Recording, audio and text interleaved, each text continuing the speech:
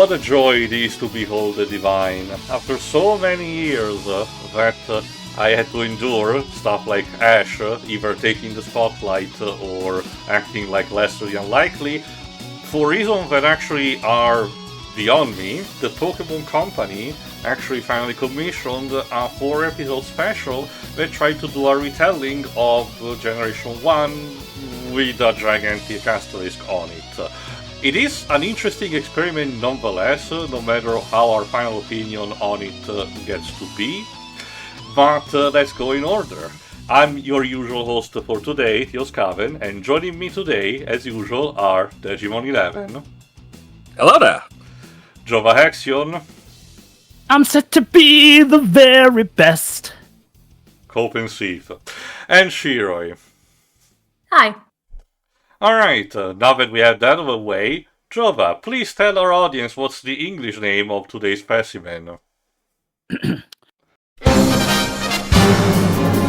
Pokemon Origins. That's it. Which, while it is still faithful to its original Japanese title, the original still has one slight difference to it. I'll say it. Dej, go on. Pocket Monsters, the origin. What a real difference that is. So, again, surprisingly enough, we couldn't manage to find a lot of room about development. Maybe there are some interviews are going around, but all you need to know is that this 4-part special was released not in bulk because this was before the Netflix streaming era craze where everything was being binged in block, but periodically, starting with October 2013, so you know, the perfect Halloween companion, and released steadily up until, if I recall correctly, the end of November. At the very least for the Western release. The Japanese broadcast, from what I understand, apparently also did instead release them in bulk, but I don't know what kind of system that they used. My point being is that eventually the episodes found their way onto Hulu and then Prime Video. The first episode was... No. They were on... When they came to America the first time, they were on Pokemon TV. Mm-hmm. Their app. That was a thing. Also, the first episode did get published to YouTube but then in September 14th. And mind you, that was on September 14th of 2016. Way to ride that hype wave. And yeah, like Tio mentioned, in Japan they were released all in bulk, all on October 2nd. So hey, given how the second episode goes, perfect for Halloween. That said, like I mentioned though, yeah, way to ride the hype wave. So, I'll admit, when this first came about, I was a bit tepid on it for a few reasons. One, the Ash over-hatred, essentially.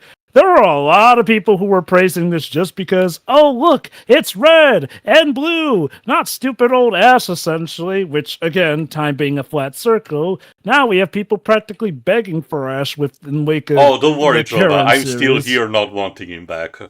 And also, I'll admit, when it came out, it felt like the thing kind of came and went. Oh, sure, there were people praising it, but after it left, there didn't seem to be any huge real talks I was genuinely expecting that they would do something for other regions, because I know people were begging for a Pokemon Origins 2. Mm-hmm. Which, you know... The closest we got instead was the Generations Anthology, which was a collection of shorts which told specific points of the game from the point of view of some specific NPCs, which was nice, and I guess we'll eventually get to tackle that, but, definitely not comparable to this. So. Do we know who animated this by any chance? It's mentioned on top, but go on first, Joe. I'll mention after you're done. What are you talking about, Dej? In regards to Generations 2, that's what Pokemon Chronicles is for. That said, okay, from what I understand, the major reason for this was not only to do a little throwback to Gen 1, but was also a stealth advertisement for X and Y. Yeah. Which, okay, this I kind of get. As I've mentioned before, when I was originally playing Pokemon, I kind of took a break from the series after Gen 3 and didn't really come back until Gen 6, the one that got me back into the franchise, essentially. Of course, then I'm kind of currently in something of another break from mainline Pokemon after Gen 7 because of shenanigans going on with Gen 8 and 9, but that's neither here nor there. The point is, Gen 6 was definitely a really big event. The series' foray into 3D, what some people say was a brand new chapter, making it nice and fresh, and in retrospect, some people think is kind of what would lead to a bit of a decline in some of Game Freak's practices, but again, that's neither here nor there, essentially. What you need to know is that Gen 6 was set to be like the Pokemon event, so I'm not too surprised they did this. It killed two birds with one stone. Actually, more than two. Like, one, it was a nice return to form with Generation 1, which has a ton of fans to this day. Two, it gave a lot of people, again, what they were asking for, a direct adaptation of the game, essentially, and also a bit of a lore expansion to not just the game, but the series as a whole. And finally, while luring a lot of people in with Gen 1 nostalgia, it would also be a nice little preview of what to expect for Generation 6. That being a gimmick that Game Freak would, well, in contrast, despite hyping up, later seem to hate and try and get people to forget. But we'll save that for when we reach it during the recap. To answer your question, then animation was handled by Production AG, Xebec, and OLM. You can kind of tell because some episode feels slightly different in the way they're animated. There's something I wish that they did. You might call it nitpicky, but I do wish that the rival's character had a more neutral color instead of like, oh, he's green, therefore he's wearing green. But in English, his name is Blue, so it's like Double D, and he's using Squirtle. This was a way to try to bridge the admittedly bizarre way the games were translated back in the day by trying to change the green version into blue, possibly for marketing reasons, and as a result the characters had to be reflective onto that. But this was clearly more of a compromise than anything else. And I'm guessing they still trying... called him Blue in Japanese. No, version, they call him Green. Least. Remember, Jova, it's also sticking to what the games do, where, your rival picks up the starter that is stronger in terms of typing against yours. So See, I find this weird because by this point, Leaf was an established character, so why not just include the girl and call her Green? Because the Pokemon Company has no idea what to do with Leaf, according to Let's Go Pikachu and Let's Go Eevee. But we're not here for that. Oh yeah, she's just insane there. Just to mention, these 4 episodes, again, are fairly standard adaptations of specific part of the game. And because of that, some stuff gets recapped at the beginning or in the middle of the episode in order to fill in the gaps of stuff that happened in between. But other than that, if you know about the plot of the game, you pretty much know what's happening. For now, I'm just, gonna tell you the basic thing in like 1 or 2 sentences of what each episode is about, and then with Jova we go through the what they actually added in order to expand the roles of the character. And this is why, dear audience, in complete contrast to our last podcast, we will actually be grading these collectively together as one score. Which, to be fair, makes sense considering there are one big story arc that actually has a beginning, a middle, and an end. I know, very hard concept. Episode 1, or File 1, is called Red, as in our main character. It tells about Red in Pallet Town, about getting his starter, having his rival Blue or Green, depending on the version, getting as mentioned, the starter that is stronger against him, and his early outing as a trainer up until his battle against the first gym leader, Brock. That's pretty much it. File 2 is called Cubone, and instead it's basically the entirety of the story arc at Lavender Town, kinda abridged because one key item that you need to get in order to pass Lavender Town, you need to actually obtain it somewhere else, but in the episode, as we will mention, instead it's already all in the same location. Episode 3, it's called Giovanni and talks about the assault at the Silp Company headquarters, the first fight with Giovanni, and the collection of the rest of the medals up until the final fight against Giovanni in Viridian City. And lastly, episode 4, or file 4, called Charizard, is about... Charizard, Ninth Fest. Yes, it's about Red storming the Indigo Plateau, the Elite Four, his final battle against his rival Blue or Green, Dabudi, and the final confrontation against Mewtwo as the post-game final boss. That's basically it when you get down to it. But as we mentioned, they did stuff to enrich things out. So let's get properly in order. Jova, if you please. Our story begins with literally the opening of the video game, as played on the Game Boy. It's I'm not very kidding. clever. They literally have you start with a new game and everything, and they include the time codes variation. Bit of a spoiler, but by the end, apparently Red's runtime is 35 hours with some change, so this implies that he does the entirety of the game's events in about a day and a half. So anyway, like Tio mentioned, the first episode is called Red, essentially. So, we meet our protagonist, Red, who, surprisingly, is not a stoic and silent man who doesn't speak whatsoever. Yeah, for those of you who are all in on the whole badass Red concept, get used to seeing him a bit more dorky here because, this is about, what else? His origins. Funnily enough, they do a little thing where he starts off with his cap on backwards, like how Ash does it, only to then later turn it forward once he gets Charmander. Hey, Dedge. Hmm? Not in a million years. Heh. Although he does wear it at least Reference longer. to DMC Devil May Cry Shiro, it's best if you don't know. We come across our rival Blue. Now, I'm gonna say right out the gate, one thing I'm a bit iffy on with the Pokemon Origin series is that Blue's character arc feels a little all over the place. I do like the start where he's kind of a bit pushy, but he doesn't feel like a jerk. But then in later sections, he becomes more of a jerk. Then supposedly he has like a heart of gold, only to then go back to being right a jerk. And weirdly enough, I kind of feel like he ends Origins being a jerk, essentially. Like, I don't know. It feels a little all over the place here. Now, what is very good is some of the expansion they give on how the worlds work and whatnot. So, yeah, Red is a kid who's able to become a Pokemon trainer.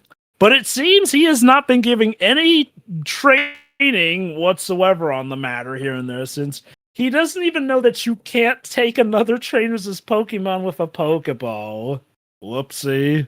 Again, this adaptation seems to be very rooted in some things to how Gen 1 was, including stuff like information about Pokemon was mostly about word of mouth, and only now Professor Oak is inventing the Pokédex to actually catalog these creatures, which is admittedly weird.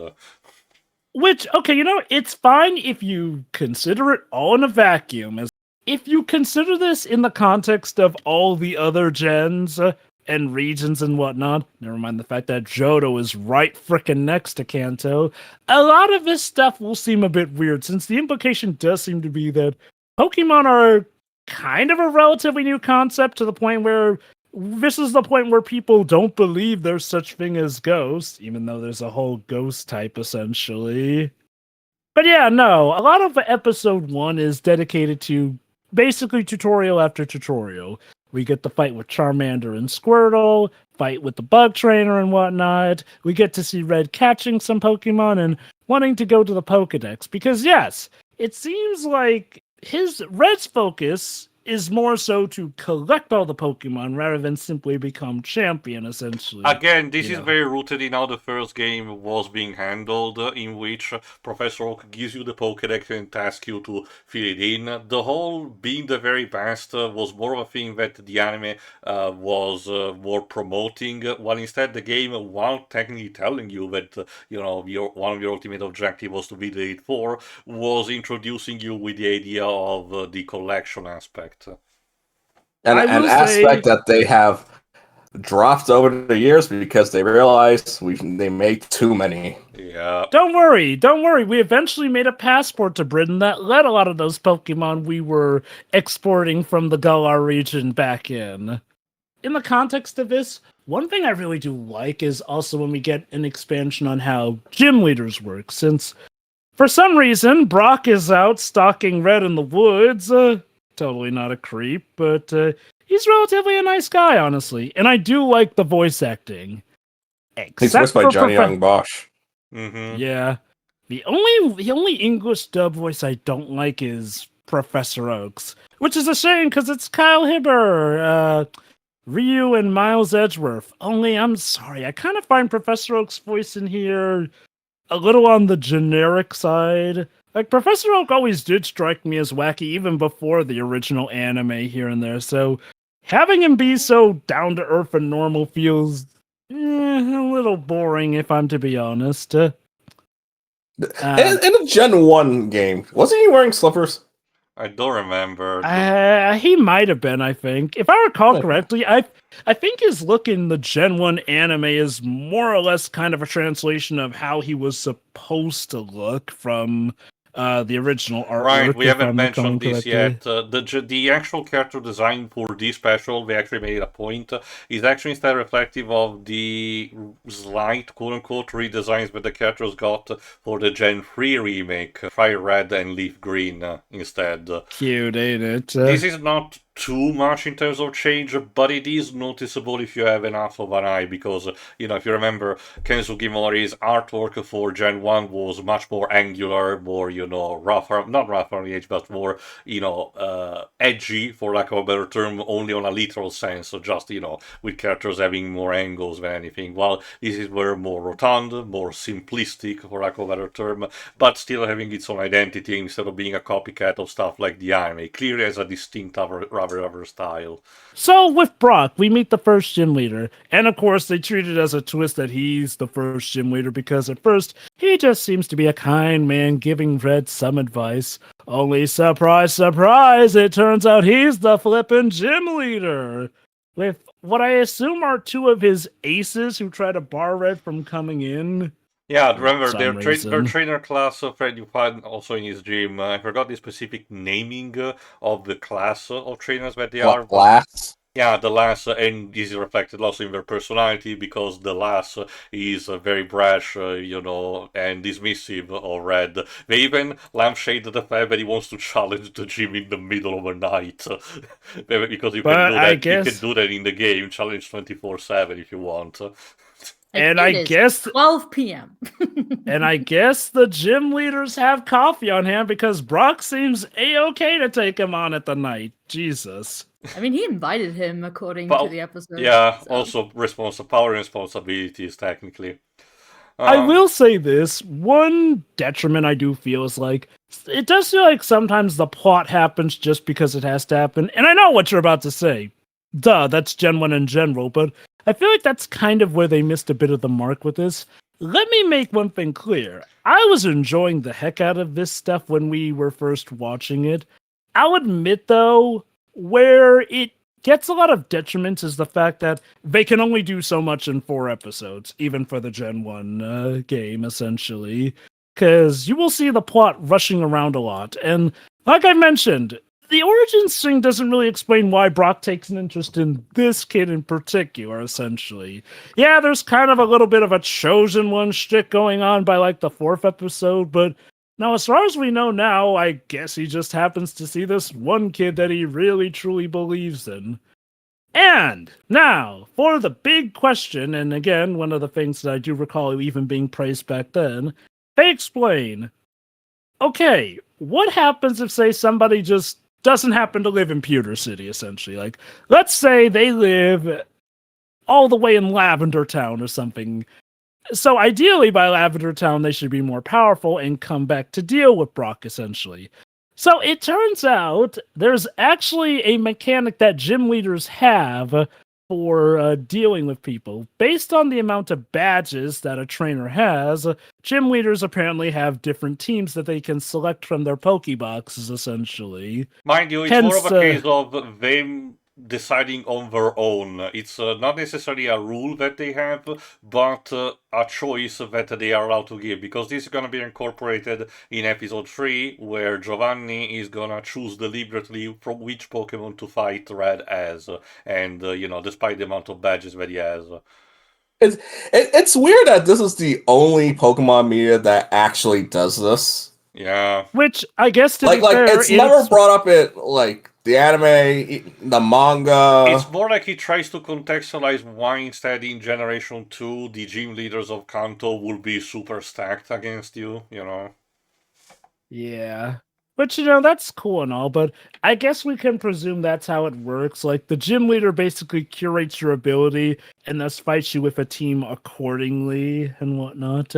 So anyway, Red has a Pokemon fight against Brock, and to Teos' delight, this show kind of plays a little fast and loose with how type advantages work here and Well, there. yes They get and stuff no. right for the most part, but there are some bits where they get a little tricky. They try to do the same thing that the game say that they mention constantly about the bond that a trainer has with their Pokemon, but at the same time they want to be very strict in terms of ruling about the leveling system, even if they don't show it.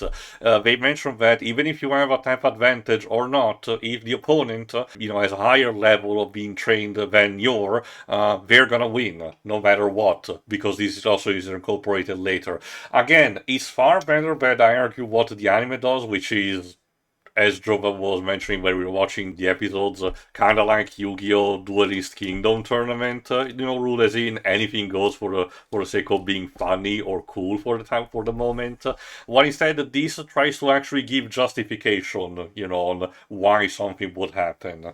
He fights Brock and manages to beat him despite Charmander having a bit of trouble against the types and whatnot. It was more of a combination of things like using Caterpie to use the string move to reduce the speed of Onyx. Again, there's certainly a level of degree of, explanation that the dev team went into trying to make this more akin to the games. But again, there's degrees of success. But that's basically episode 1. Okay. Actually, there is something I do want to point out. Isn't it weird how the technology of this universe is? That it's like, oh, look at how futuristic the Pokeball is, and it even shows when Red and Brock are fighting the Pokemon's health. But when Brock is defeated, he gives Red his badge and also a floppy disk. Yeah, that's the TM move. Yeah, I know, but it's just like, I feel like something was lost here. Also, I just want to point out, I'm guessing the gyms have biometric scanners that scan the health of Pokemon. Again, dueling disc technology from Yu-Gi-Oh! Suspension of disbelief, I can't believe it. Anyway, episode 2, Cubone, and like I mentioned, here's where one of my issues comes in. A massive skip. Like, we skip a few of the gym leaders, including Misty and Lieutenant Surge, essentially. Also, they play around with some of the events and whatnot, but... Yeah, Red apparently was the kind of player who actually bought the fucking Magikarp from the Pokemon Center from the Rocket Grant. And yet we never see him have a Gyarados later. Like, what's even the point? This is the okay, to be fair, this is a very relatively strictly serious type of story. It has moments of comedy. It's not like a dour experience, but it tries to take itself fairly seriously. But it has some few moments of levity, and referencing the Magikarp that you can buy is one thing. But you would think that they're setting it up so that Red, growing as a trainer, manages to use a Gyarados later on, but apparently he doesn't. It's like, woo, there's a reference. Bye. I mean, I still like it at the end of the day. This episode is called Cubone, so as you can imagine, it's going to be focusing on the Pokemon Tower. For those who haven't played the games, essentially there's a segment in Lavender Town where you find out that Team Rocket has killed the mother of a Cubone, a Marowak, which is kind of hilarious because if Team Rocket hadn't killed the Marowak, Cubone probably would have anyway if the Pokédex is to be believed. Pokédex entries are dark. And stupid. Although he's... Yeah, I feel like you're not supposed to take them too literal at times. It depends, because sometimes the games do reference the dangers of certain Pokemon. I know that they have definitely acknowledged how dangerous Bewares are, despite how cute they are. But yeah, no, like, apparently Cubone is wearing his mother's skull medal. But yeah, no, like I mentioned, this one focuses on the tragedy of Cubone losing his mother. We do actually see in this case that while the Team Rocket were capturing some Pokemon, one Team Rocket grunt got knocked away by a Marowak who was protecting the Cubone. And Miss Green-haired Doofus doesn't think to capture her, no, instead he wants personal revenge, so he beats her to death with a stick. Actually, it's a shock baton, but It's like a taser thing. Yeah, it's weird because I thought it was supposed to be like an updated quote-unquote design from the original Rocket Grunt sprites, which had them having whips. Whoops. Yeah, so I guess that's what the thought process was. But It kind of looks like a riding crop, so yeah, I get that. it looks many things. That's kind of why I got more of the stick idea thing. The from, point but is yeah, that no, Marwank get fridged for a son's case. Now I was thinking, It's weird that it got electrocuted to death despite being a ground type. I don't know what to tell you. It's already weird the fact that humans manages to kill a Pokemon with applying actual violence on their own. Anyway, though, so Mr. Fuji has gone missing in the Pokemon Tower. Mr. Fuji being the guy who runs this Pokemon care center for a lot of orphan Pokemon and whatnot. The Pokemon Tower is a section where people bury their Pokemon in what's essentially a skyscraper. Like, imagine making a skyscraper a mausoleum, essentially. Okay, so I have to ask, what was Team Rocket's plan? Are they taking stupid? over? No, I want to know, what was their plan in taking over the tower? Like, okay, I forget. Did they even take over the tower in the game? I don't Yes. think they Yes, did. Oh, right. They wanted to. This show though. They wanted to hold Mr. Fuji hostage up until Giovanni would arrive to extract him. Yeah, that was I believe that was the original intent in the game, but this one it's more of Mr. Fuji wanted to stop Team Rocket from doing whatever the hell they were doing, and he got kidnapped. Which is weird because in Origins they say, oh, he just went in and then didn't come out, which implies he was going there on his regular business, and then Team Rocket just seized the opportunity and took him, literally tied him up old school fashion and everything. You still need to go somewhere else to get the seal scope, not you don't find it in Lavender Town immediately. Right. I mean, I get they have to streamline it.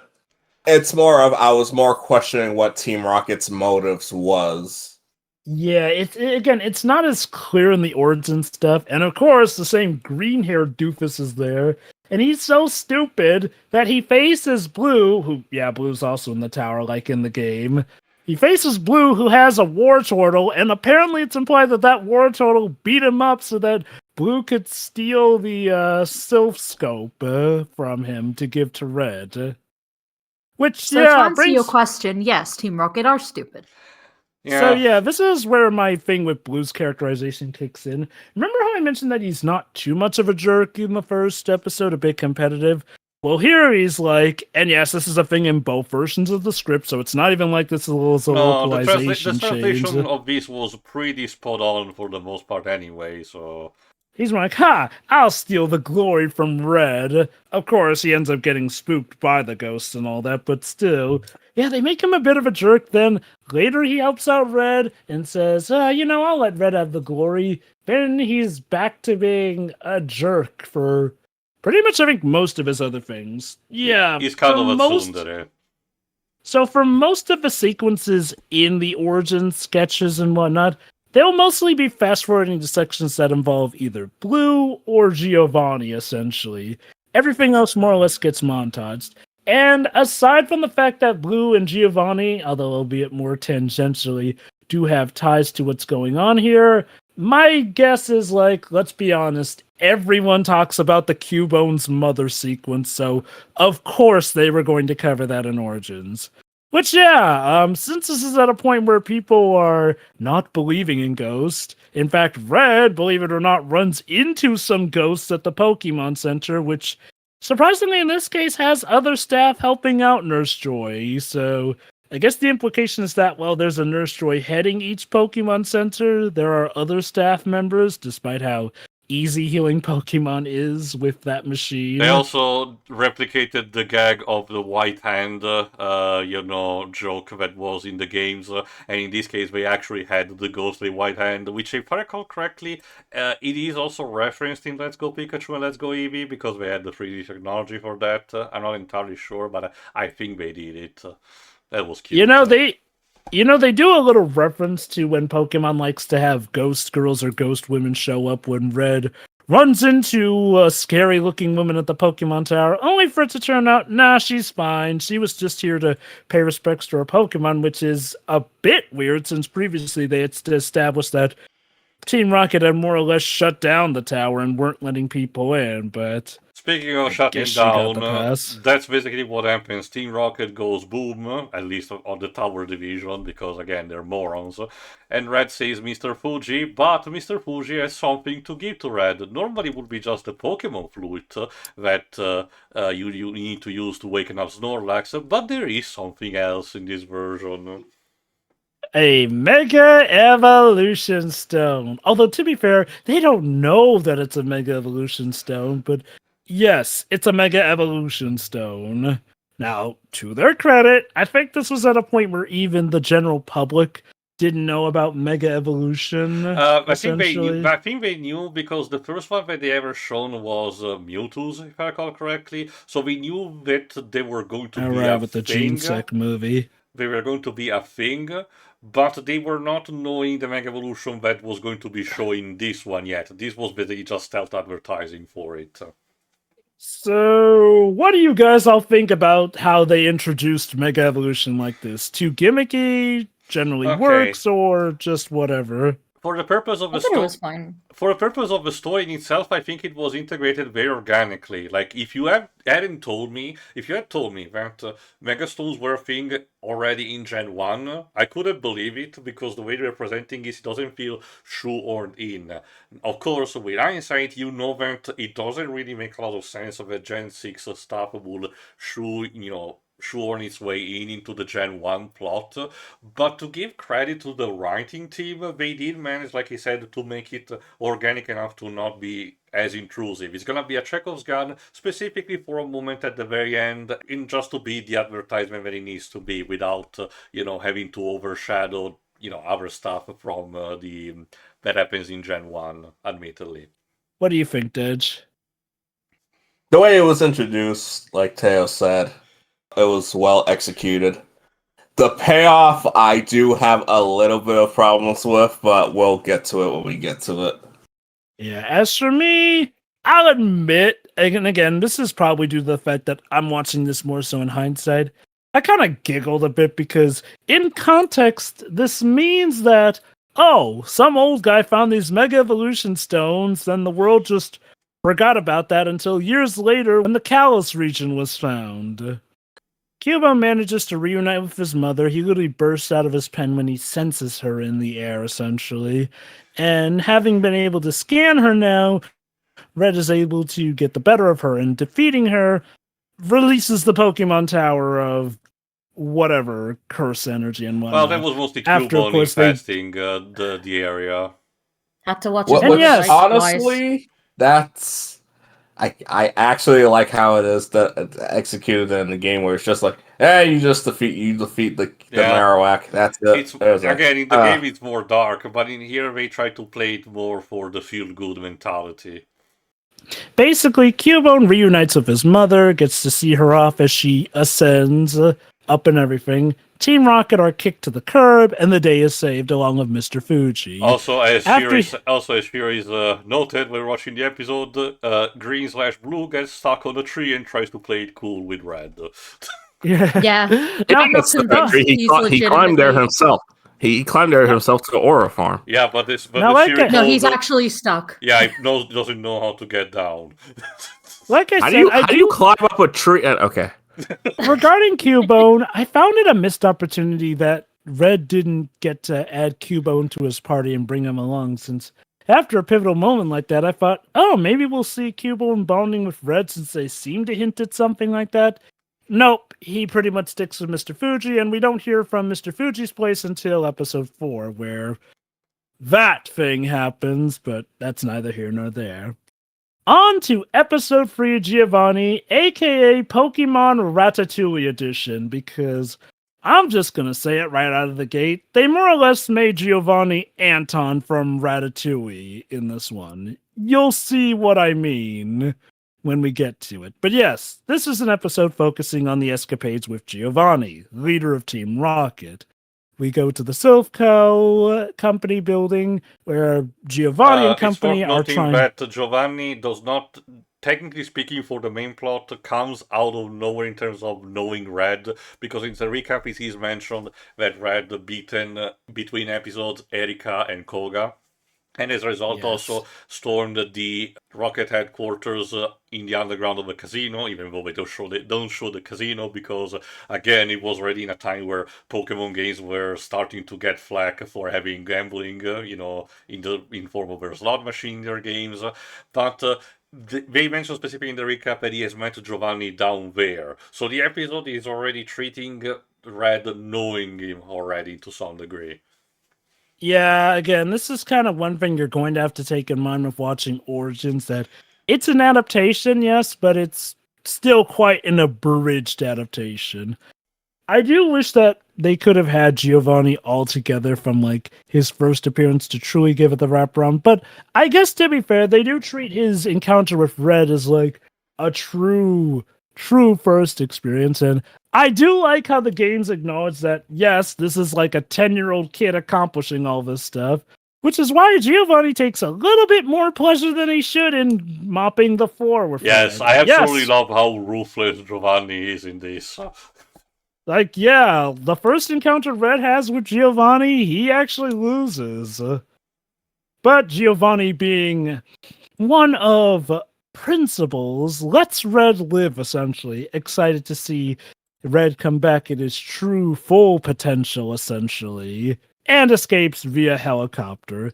Yeah, while I was iffy on Oak's voice, I actually do love Giovanni's voice in this, even if I did also like his They voice got in the original Jameson anime. Price, aka Papa Nier, from the 2010 version of Nier, and again, as I mentioned in the past, it really fits more the character to have such a more deep voice than the one I was more used, like Ted Lewis' performance, or the one that we got in Pokemon Live.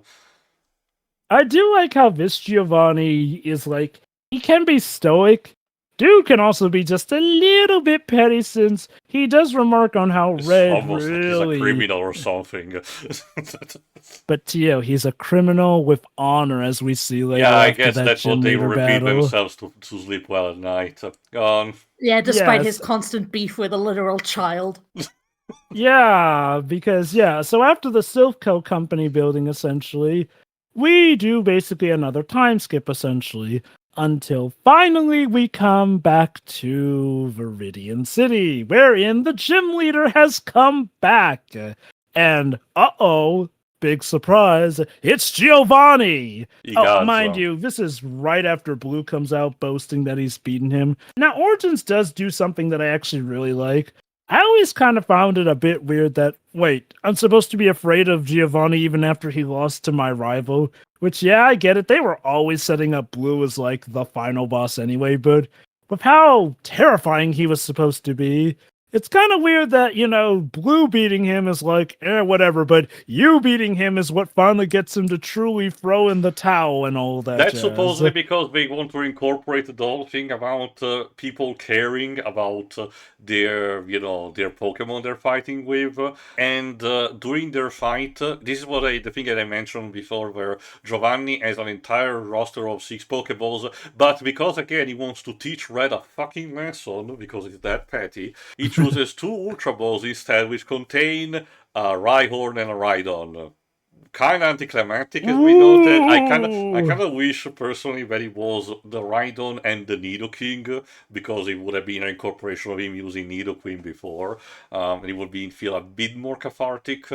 Yes. But the idea still is that he chooses one Pokemon to fight with as a gym leader. That's, again, apparently the ruling for this version of events, so that's pretty neat. And to be fair, his Rhydon is super stacked because it demolishes like 4 Pokemons out of Red's team, which Giovanni even tells him to his face, yes, you did make good by trying to use type advantage against me, but my Pokemon are level up more than yours, so, get fucked. It does make one wonder how they keep track of how leveled their Pokemon are in this universe, since they straight up say levels and everything. Like the same sensors of the HP bar drove up.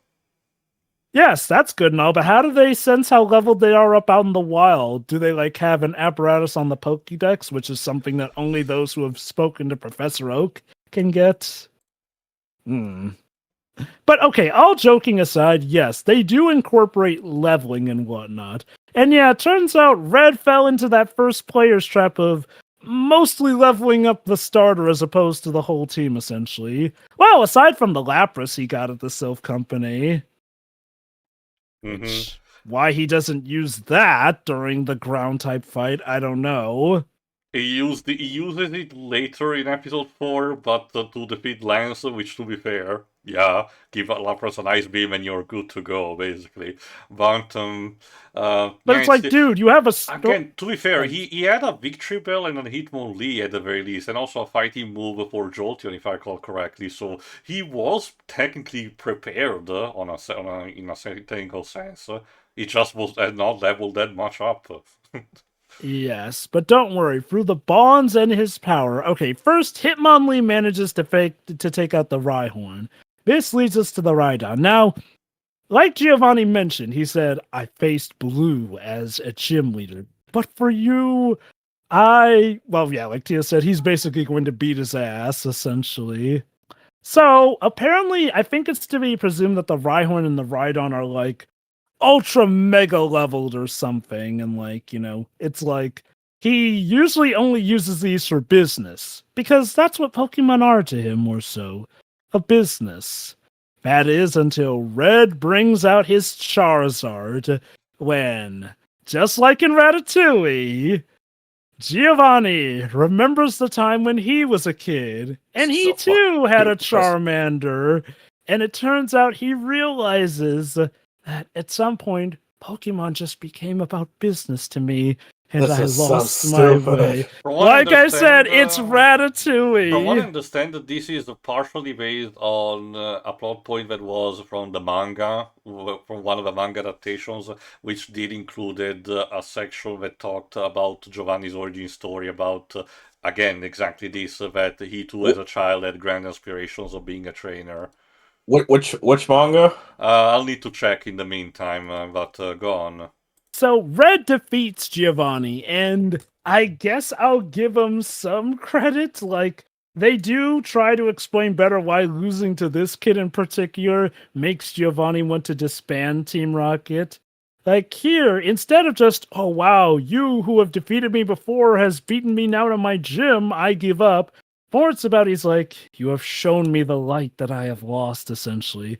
Of course, Red at first refuses the badge from him because it's from a criminal, which, idiot, means you won't be able to even face the Elite Four without that badge. So Giovanni is such a sport that afterwards he goes, oh, alright, Secretary, let Team Rocket know I'm quitting. We're disbanding. Which also addresses a plot hole in Gen 2 that, hey, at least Giovanni made sure to get the word out that Team Rocket was disbanded instead of just taking his coat and leaving like he metaphorically does in Gen 1. That said, apparently some Team Rocket ones still will not get the memo. Also, to answer your question, Denj, it's from the How I Became a Pokemon Card manga from 1999. I haven't read it, so I don't know. How I Became a Pokemon Card. Jesus, it's not an isekai from what I understand. It's called like that because apparently it's known from one of the artists of the TCG. Interesting. That's kind of cute. Mm-hmm.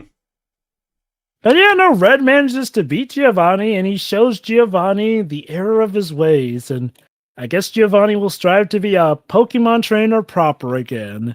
And thus, now with Giovanni, it's not too late for me to start over. Please ignore all the horrible things I've done as a criminal, and probably on the FBI's most wanted. You know, that's the thing. Red accepts the badge after he just says he quits. Like, I guess in Red's eyes, that absolves him of being a criminal, I guess, since he accepts the badge after that. Like the Kids are lengths he naive. went to. Yeah, again, Yeah. Reddy's still a 10-year-old. With again, as Joe mentioned at the beginning, this incarnation of Rand is less the stoic kid that just steamrolls his way into Kanto and becomes the top dog with not minimal effort, but at the very least with more confidence, and tries to be a bit more keen like Ash in a sense of being capable of failing, getting back up, and eventually gaining victory through the power of bonding with his Pokemon and everything. But again, taking aside what I think of that, which I will mention later, it's done also for moments like these where he's still a 10-year-old and despite everything he still also needs to progress, so I guess he just accepts and believes this all good feel kind of moment. I kind of wish that Giovanni just like, fuck, screw this. I'm Team Rocket System banned. I'm leaving. Here you go. Which is kind of what happens instead in the games. Again, Yeah. they just change it in order to give, again, this more good feel type of, romanticized moment for, say, Giovanni, despite being a ruthless criminal, used to be, a person with, more noble intentions but fell to the dark side or something. So how did that seismic toss just KO it like that? Well, it Because actually it was awesome. remember, Joe, that how those seismic toss works in the game. You inflict a damage equal to the level of your Pokemon, regardless of the defenses that the Pokemon opponent has. And again, the episode demonstrates the fact that Red is actually leveled up. He's now Charizard, so with the Seismic Toss, he's able to steamroll what remains of Rhino's HP. It's kind of clever, actually. Charizard saves the day by suplexing. I guess he watched It's the not Mystery even Dungeons okay. too It for and starts as a realized it was suplex, up. but then he just bitch tosses him into the ground. Episode 4, the grand finale. The title of this one is Charizard. So, once again, we do a montage. Yes, we do a montage, mega skipping for a lot of the Elite Four. Even Lance. I was thinking at least they'd give Lance's fight sometime, but nah, To be fair, Dragonite's down. again, it showcased the fact that they used Lapras, so methinks that Lapras alone still rolled the entirety of Lance team, because that's kind of what they did back when they played Gen 1, just using Blastoise instead, because again, you give a water Pokemon Ice Beam and you're perfectly good to go. Yeah, that's the thing. Dragon types talk all that crap until the ice comes out. That's why they basically. make And then fairies were invented. Also, that's why they make fucking Kingdra in Generation 2 to specifically go against this strategy. Well, poor Kindra now has to deal with fairy types. Like a legend. Fun. Side note, anyone who keeps asking for a light type Pokemon, just that's what fairies are. I'm sorry. Pretty much. Yeah. Alright, so, Blue Fight. Yep, and I'll admit the remix, the musical remixes for the Blue Fight is amazing. And, okay, now knowing that different companies were apparently producing these different episodes, I can see it now because the movie goes from, like, TV budget to suddenly movie budget, like for the red and blue flight. Specifically the match between Charizard and Blastoise. Suddenly, there's nouts and, hands become super detailed during their attacks. Again, it's kind of like how in One Piece, for some specific important fights that are taken from the manga, the animation becomes super stylized instead. Well, it's been a thing since Wano. It's like, it's super stylized. Like, geez, how? Why? Mm-hmm. So anyway, yeah, basically fight, back and forth, essentially. Red apparently still did not level up more of his Pokemon, though. It's more also, but again, to be fair, though, is at the very end of the Elite Four, against Blue. And one thing that these episodes do not showcase, strangely enough, is the application of items like potions. You would think they would also incorporate those, since they were a key component of the game, but they don't really do that. Breaker. I suppose, and I guess it was one of the compromise they did, because one other thing that they do, which you didn't mention, is that both trainer issue their command at the same time, and then the fight gets resolved based around the leveling, the speed, and everything. So I will say they're really trying to incorporate the game mechanics, but only to a certain degree. I will say one advantage the animes have always had over the games as well, the fact that, Pokemon have an easier time being able to actually dodge moves if they really want to, whereas in the games, unless you incredibly up your speed stats, essentially, you can still get hit because it's a turn-based RPG. Yeah, I think that's what the Legends games are basically trying to be, or the energy they try to have. It comes down to Blastoise versus Charizard.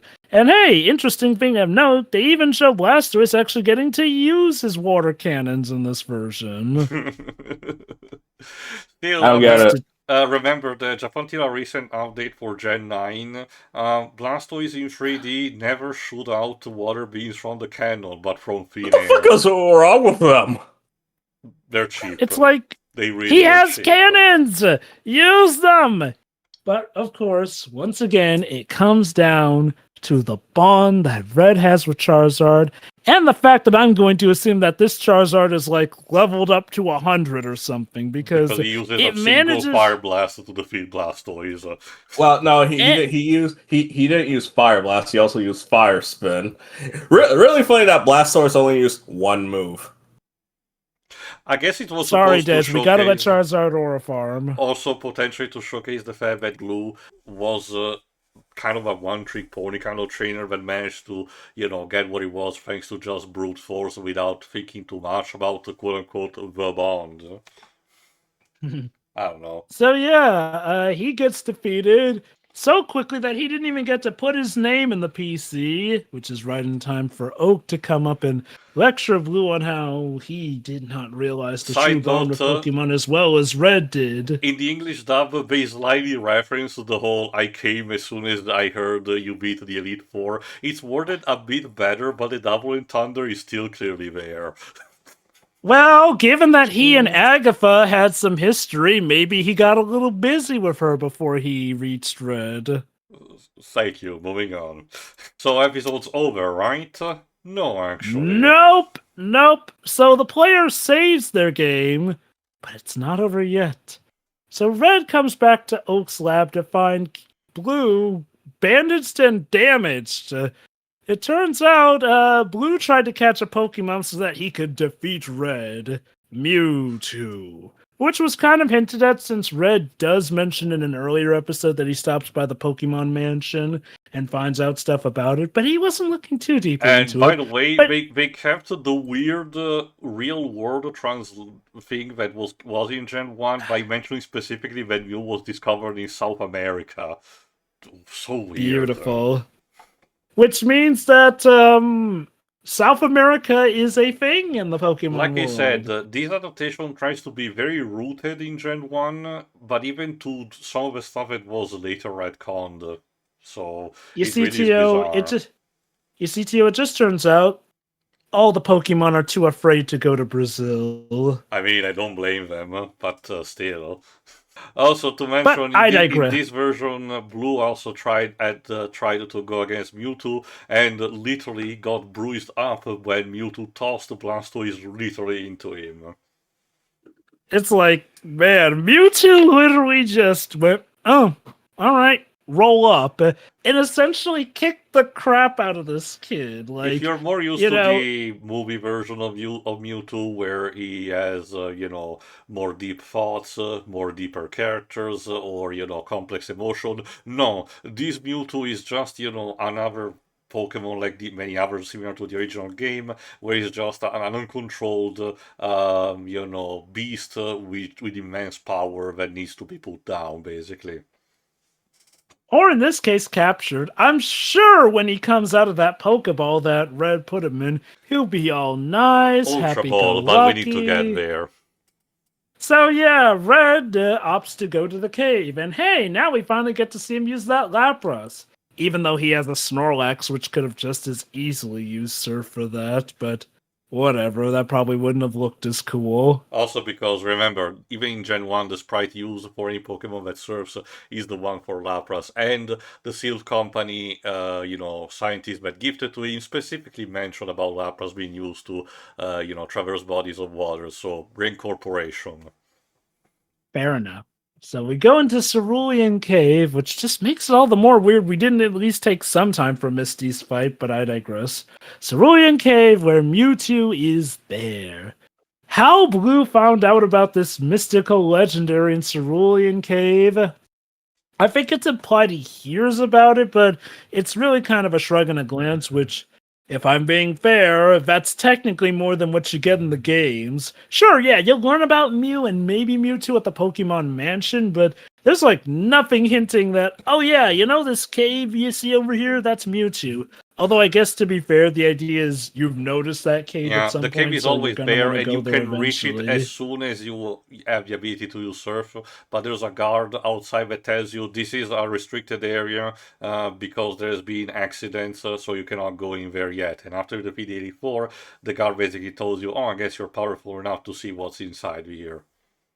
One of the few times these games actually acknowledge you're the damn champions after becoming champion. And it's really just that one guy, since Pokemon, for some reason, has you face the Elite Four every time you come to the Elite building. Although, again, if Gen 7 is to be believed, this is apparently what the champion has to do every time they so much as want to sit in their seats at the end. Beat the Elite Four so that they can be up there, which must make it really awkward if a challenger beats the Elite Four only to have the champion not be there. Anyway, Mewtwo fight. But yep, and it goes brutally. Like, Mewtwo kicks the utter crap out of them to the point where he slams Charizard into red and knocks them into the water. And Charizard somehow does not die from having his tail completely engulfed in water because Charizard is just that awesome. However, this is where the Chekhov's gun mentioned before activates, and we finally get the advertisement for Gen 6. For you see, Yes. the Megastone actually reacts to the bond that Red and Charizard have, which the series has plenty demonstrates, and Charizard, out of nowhere, Mega evolves into Mega Charizard X, which was his first major appearance ever as advertisement. I'm just gonna say this. I like Mega Charizard X. I get the hype. I still think Mega Charizard Y is cooler because it still actually looks like Charizard more so, but people just tend to forget about that. Would have been a nice opportunity if Ass's Charizard could become Charizard Y in the Gen 6 anime so we could actually have stood a chance against Alan, but we can't have nice things now, can we? No, they gotta stay marketable. I swear, so that ending It's so still funny that Ash stings. never got that he got Charizard back, but never took advantage of any of the gimmicks.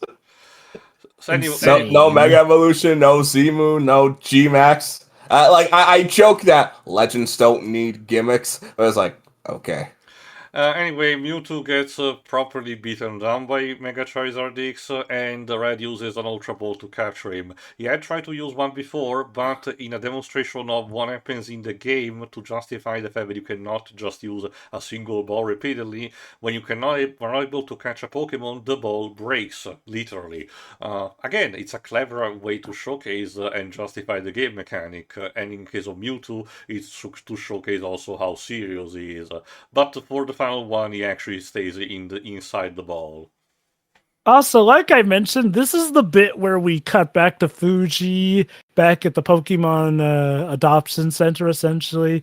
And the girl there who Red first met when she told him that Mr. Fuji was kidnapped is discussing with him, talking about how there's word that Red and company are going to the Cerulean Cave. And that's when he exposits on how this stone that he has mentioned he doesn't really know about might actually react to their bonds. And like, I'm sorry, where did this come from? Last I checked, even you didn't know what this was, Grandpa, but I guess he brushed up on his knowledge at some point. Whatever, Again, series almost over. Again, I get it, advertisement and whatnot. So yeah, we have captured Mewtwo, so that means we've collected all Pokemon, right? Wow, then Red realizes, wait, but if it's called Mewtwo, isn't there a Mew?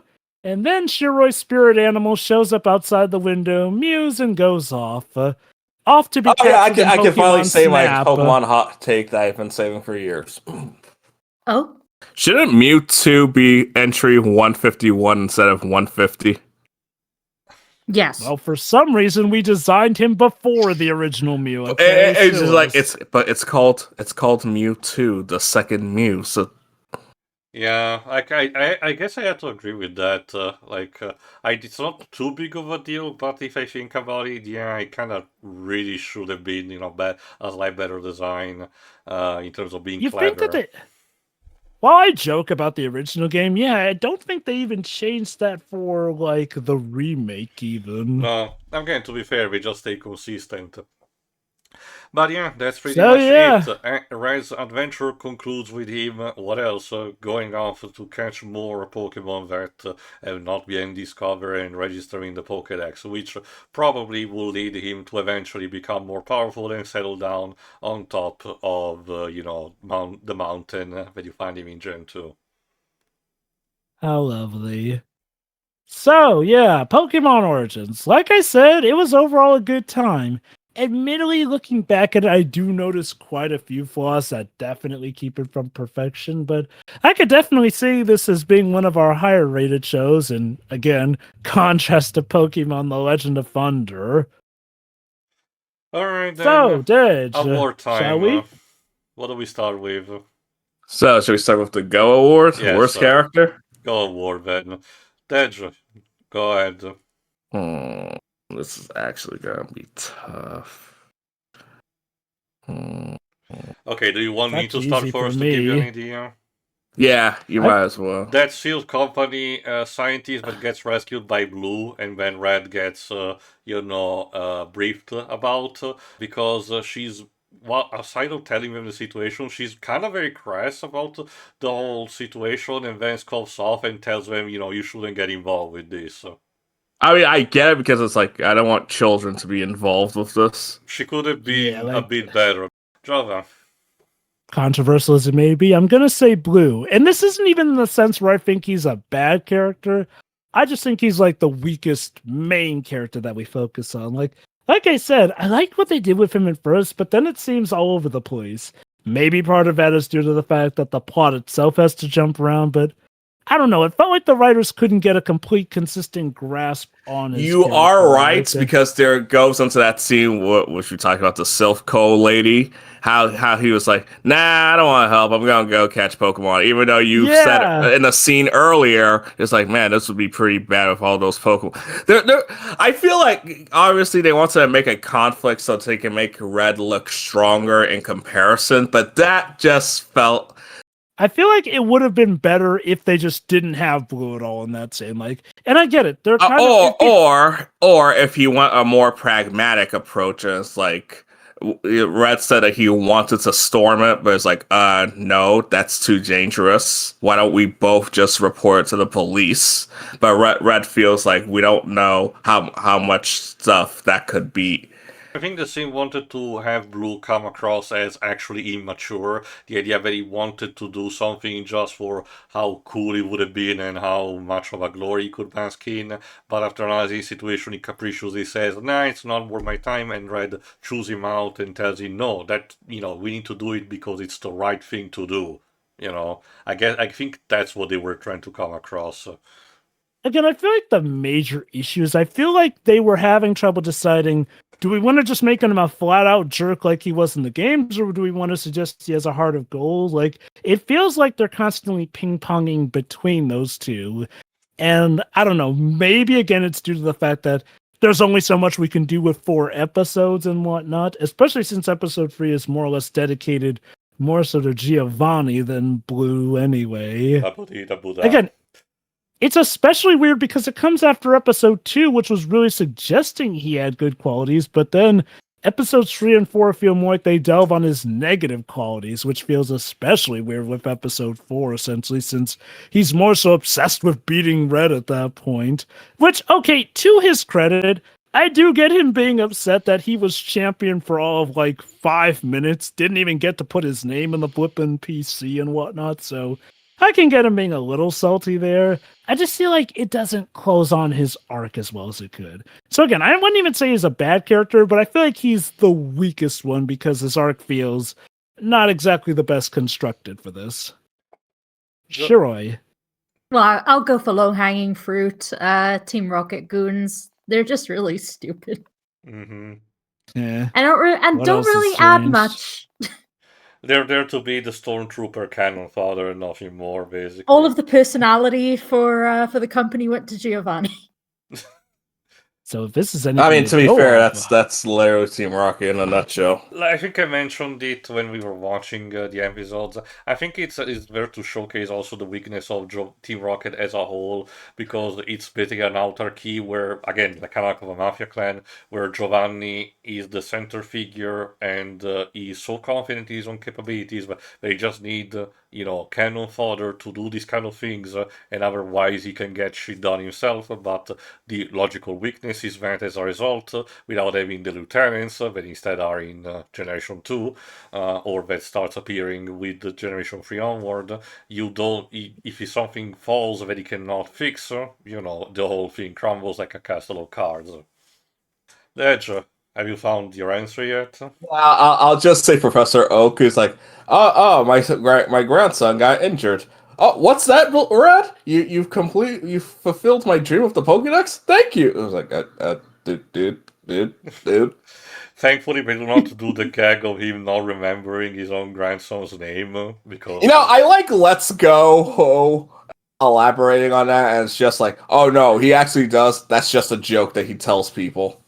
So funny that it took them that long to establish that it's just a joke. It's like how I joke about my nieces, like, two are twins, right? And they get annoyed. Alright, Yeah. next award, Edge. The Best Character Award. Alright, easy to start, Giovanni. Like, I know that the whole final bit of his story arc feels cliched, retreading about the whole, oh, used to be a good person and everything, but he's so fucking cool in this series, in how he's just that kind of evil that you want to take down. It's kind of like the Stormblood version of Xenos, the kind of evil that, has to be put down because he's doing evil things, but there's a sort of a satisfaction of having a sparring match against, in this case, him. I'm able to specify distinctly because later version of Xenos is more a different beast altogether, but I will not indulge too much into Final Fantasy XIV spoilers. Jova. Man, Giovanni really be on that Slade energy of wanting to beef with a bunch of kids. Yeah, again. While still not looking after his own. Yeah.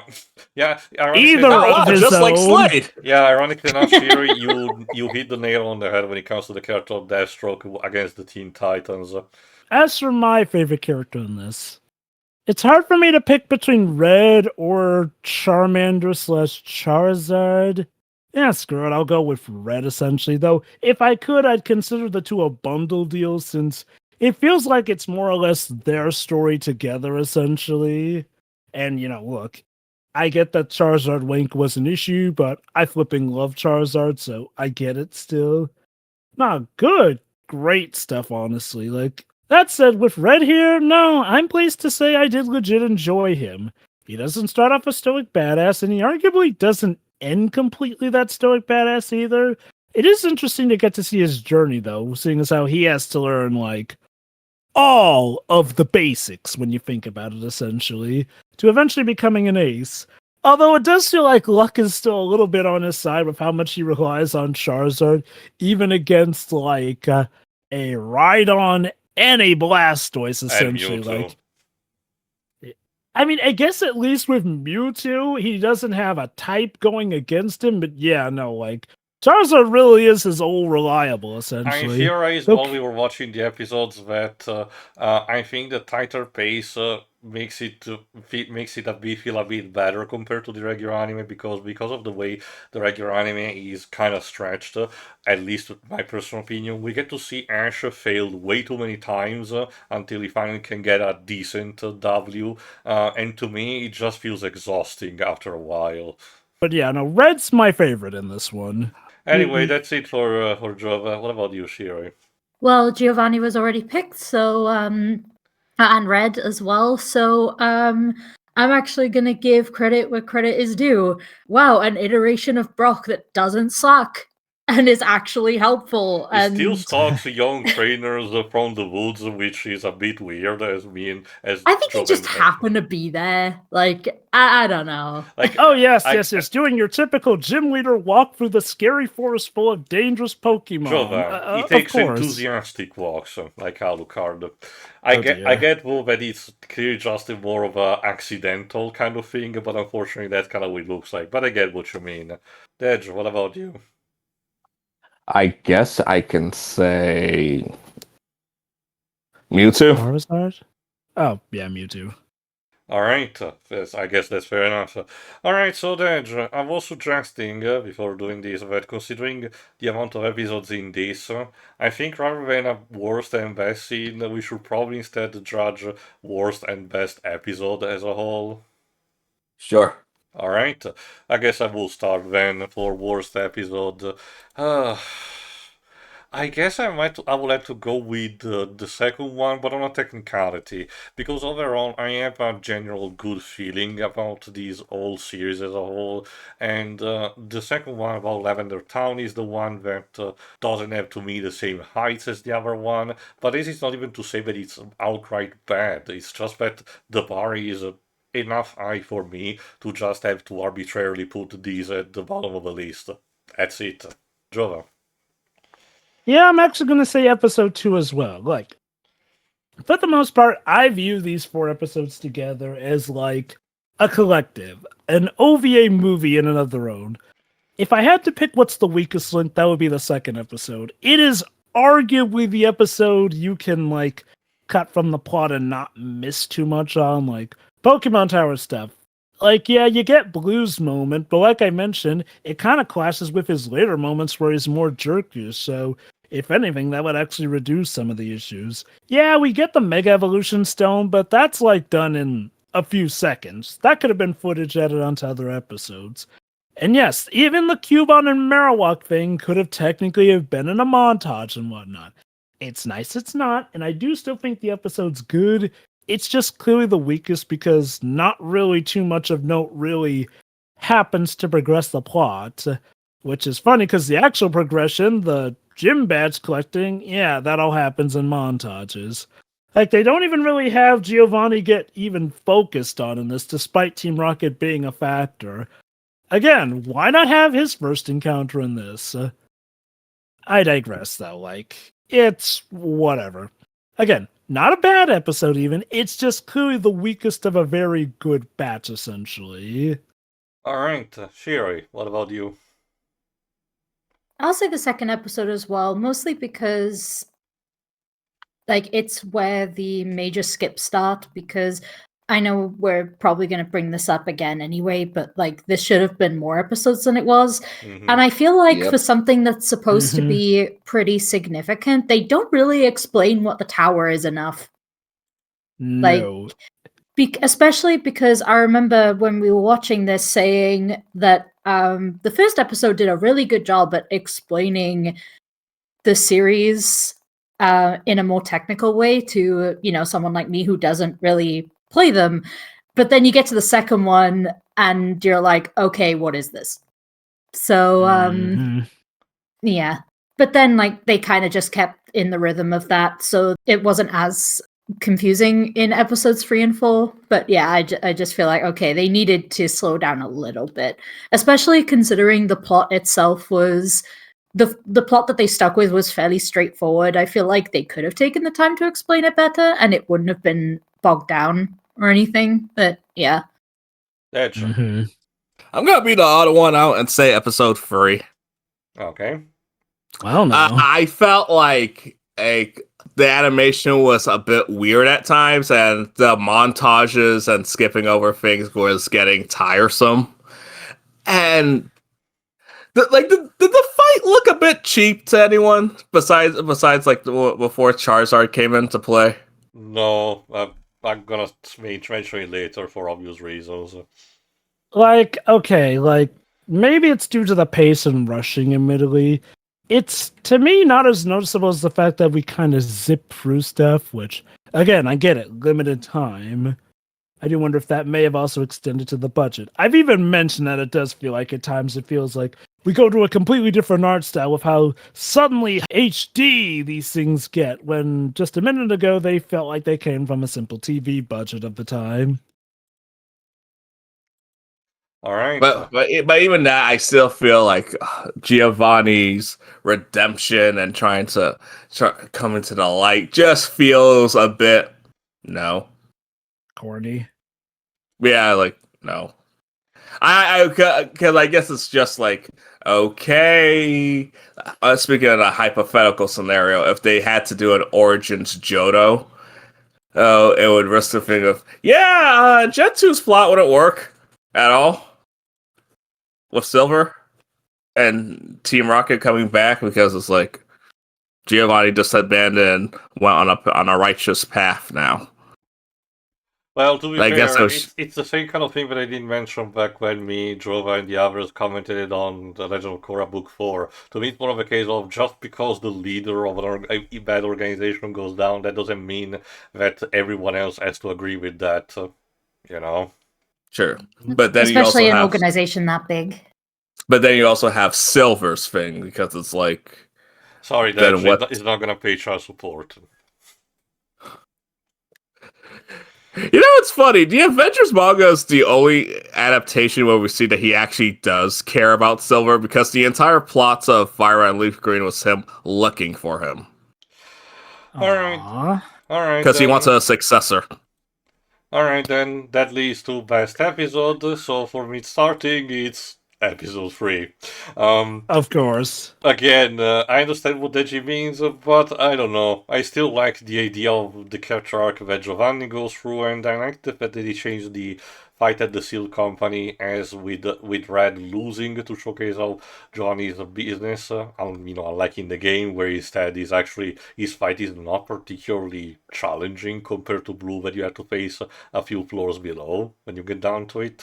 And they were to showcase also some collateral damage because we didn't really mention that much, but Nidoqueen against Charizard, they fucking blow up the top of a building. And that's how Giovanni manages to get away via helicopter. Yeah, they kind of just fight in this tiny office. How did Yeah, that is more or less how it happens in the game, Shiroi, so it is cool to see the fallout. This also a plot point because it mentions that for this very reason, the development of a Master Ball was halted, and as a result, the writer doesn't get it in this continuity, which is kind of neat that they bother to explain why that wouldn't happen and give it a reason. But that's me. Jova. This is a bit of a tricky one, since for me, it's a toss-up actually between episodes 1, 3, and 4. Episode 1, like I mentioned, works really great as a tutorial and whatnot, as well as the lore expansion it gives on how stuff works. Episode 3 is a pretty great masterclass in how big the stakes can be, while also giving us great insight with Giovanni. And then episode 4 has its issues, but man, the animation is arguably at its best the most consistently in episode 4, so it's a bit tricky for me to decide. I think, though, ultimately, I would have to give it to episode 1, since episode 1, I feel, actually showcases the biggest amount of promise, and I'd argue has some of the best pace and whatnot. It more or less goes along with how the game goes, essentially.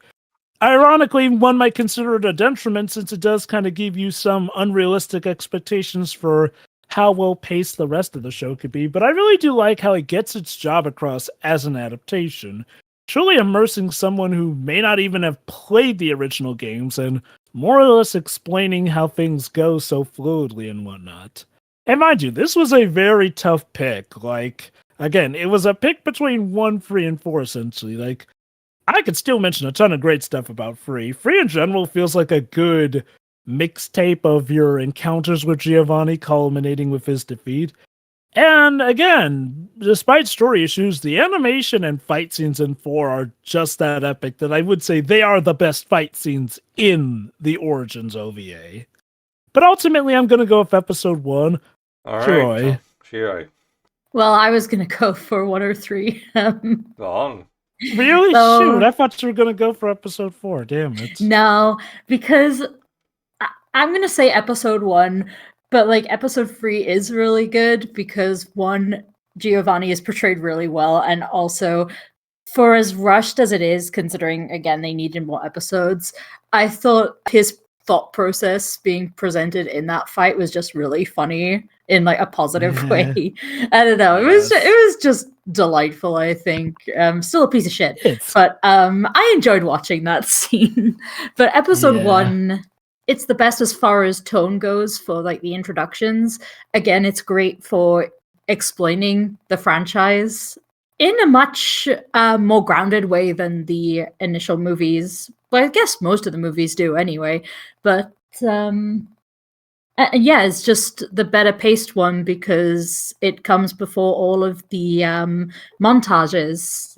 Again, you needed more Mhm. episodes for this, definitely. Because what we have is really good overall. Like, so yeah, episode 1. Sure. Gotcha. I'm gonna say episode 1 because of the good introduction of the world, establishes how things work. It doesn't have any pacing issues. That's like the one thing that's like it has a really good start. And Yes, that's it what does. makes it the most enjoyable out of the bunch. Alright, I guess that leaves final thoughts and score. Jova, you've gone then. So, at the end of the day, Pokemon Origins is a very good project. It's very fun, but I have to be critical. As I've now seen, it seems I wasn't the only one who realized the pacing issue since, yeah, like, episode 1 is the best paced.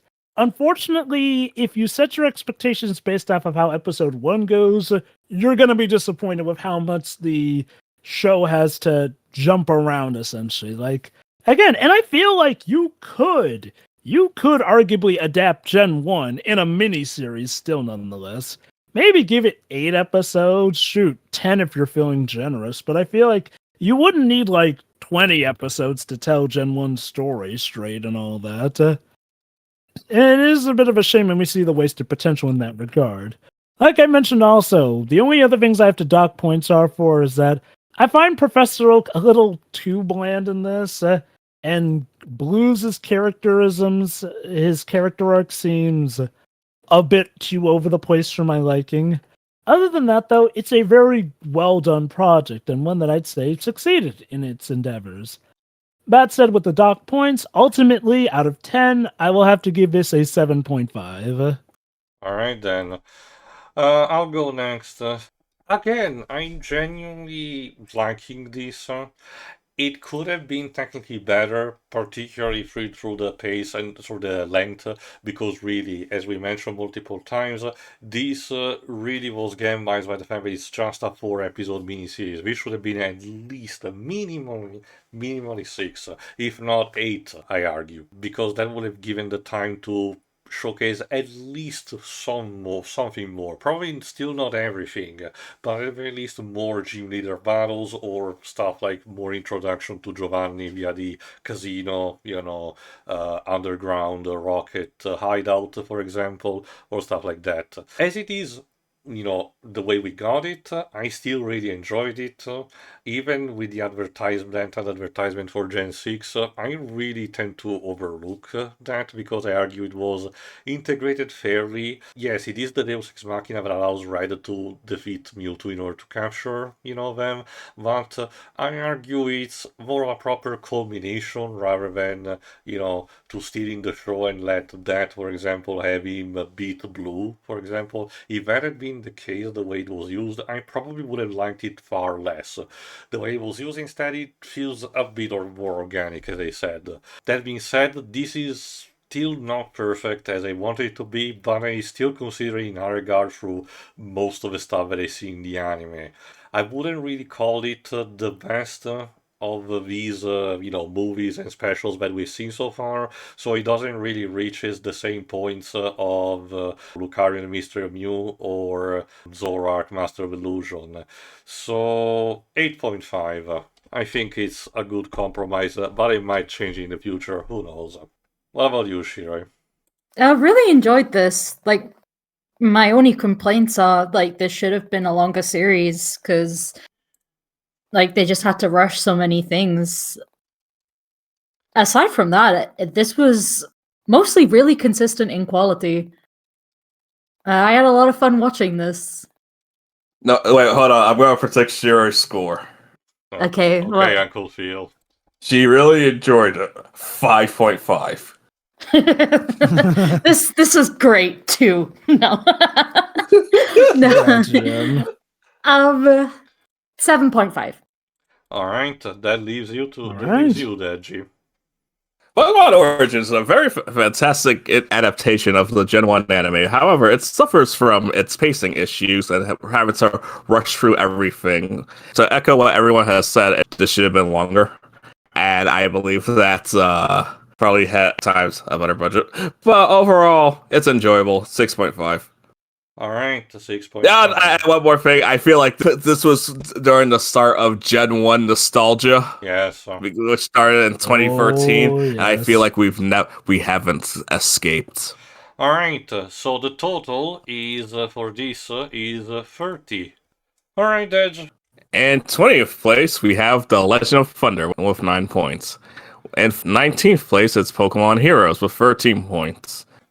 In 18th place, it's Celebi and a Voice of the Forest with 17 points. In 17th place, it's Explorers of Time Beyond the Darkness with 18 points. In 16th place, it's Explorers of Time and Darkness with 20 points. In 15th place is Mastermind Barrage with 20.5 points. In 14th place, it's a tie between The Rise of Darkrai and Garatina and the Sky Warrior with 22 points. In 13th place, it's Mewtwo Returns with 22.5 points. In 12th place, it's Pokemon The Power of One with 23 points. But in 11th, it's Genesect and the Legend Awakenings with 24 points. In 10th place, it's a tie between Mewtwo Strikes Back and Destiny Deoxys with 25 points. In 9th place, it's another tie with 25.5 points with Jirachi the Wishmaker and Team Go-Getters Get Out of the Gate. In 8th place, it's the Victini movies, 26.5 points. In 7th place, it's Kyurem versus the Sword of Justice with 28.5 points. In 6th place, it's Pokemon Ranger and the Temple of the Sea with 29 points.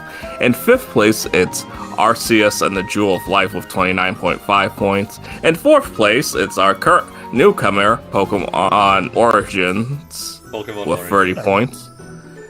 In 3rd place, it's Zoroark and the Master of Evolutions with 33.5 points. In 2nd place, it's Spell of the Unknown with 34.5. And in 1st place is Lucario and the Mystery of Mew with 39 points. Alright, that just leaves us where to go next. It's time to check back on where Ash has gone now, specifically in a new region with new Pokemon, new companions, and new villains, all centered around a cotton candy fairy stuck on a rock. Tune in next time for Diancie and the Cocoon of Destruction. See you then. Goodbye. That's Bye!